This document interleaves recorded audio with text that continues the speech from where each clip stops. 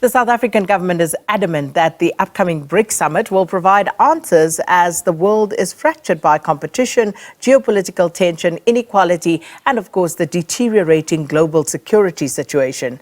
The 15th BRICS Summit will be held from next week, and SABC International reporter Khayelihle Khumalo joins me now here in studio to talk about what to expect from that particular summit. So Kaya, always good to have you in studio with us. It feels like we've been talking forever about this particular summit, but it is here.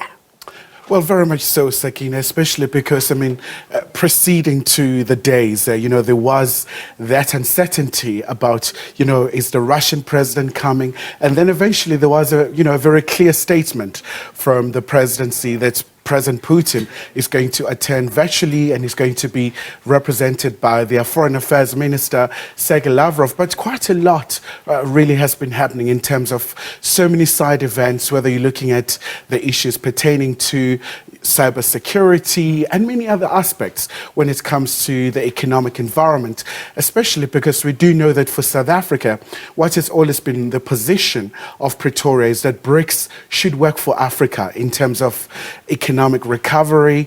And at the moment in the continent, a topical issue will have to be the continental free trade area, albeit with a bit of challenges when it comes to peace and security. But nonetheless, that's been the message that South Africa has been pushing. But also, it's a very critical time as well globally, where there are so many challenges, the geopolitical situation, but also with the global economy as well, still in the doldrums, where, the eyes are really into this particular block to provide answers. And there are so many issues around that. You can pick on any one of the issues that you just mentioned, and there's a whole discussion to be had. But let's start with the heads of state, because after the whole debacle with the Russian President Vladimir Putin, there were, of course, questions as to whether the other heads of state would be in attendance. So just to bottom line it, where are we now with that? And Sakina, just to quote Minister Naledi Pandor of International Relations and Cooperation, there was also a bit of uncertainty about the attendance of the Indian Prime Minister, Narendra Modi. And Ms. Pandor was very clear in saying that President Ramaphosa has been in touch with Prime Minister Modi, so now there is an assurance that he's going to come to South Africa.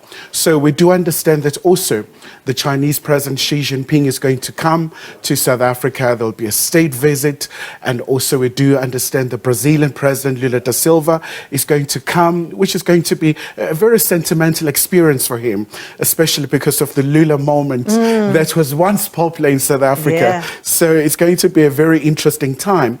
But so far we do understand that about 6 to 7 invites have been issued to so many leaders in the continent, in Latin America, in Asia, especially because BRICS is really positioning itself as a champion of the global south, whether you're looking at the transformation of the global financial institution, whether you're looking at a very important issue of the expansion of BRICS. In fact, that's one of the major topics where the leaders will have to flesh out the criteria, the guidelines for those countries who are keen to be part of BRICS. And of course, I would imagine that's going to be a big one. But with regard to the conversation around expansion of the BRICS bloc, are we expecting any other heads of states to attend next week's summit?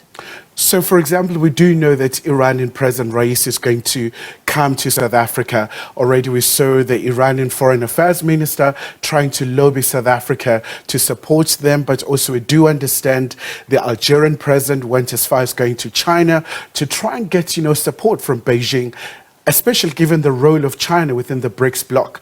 This is the second powerful economy in the world. But also something that has been very interesting is that we do understand other African countries, the likes of Nigeria, Ethiopia as well, they've shown interest. So during the course of the foreign affairs ministers, we do understand that the ministers looked at this issue and then they said, well, the heads of state really will have to decide on it, given the very seriousness of this particular issue.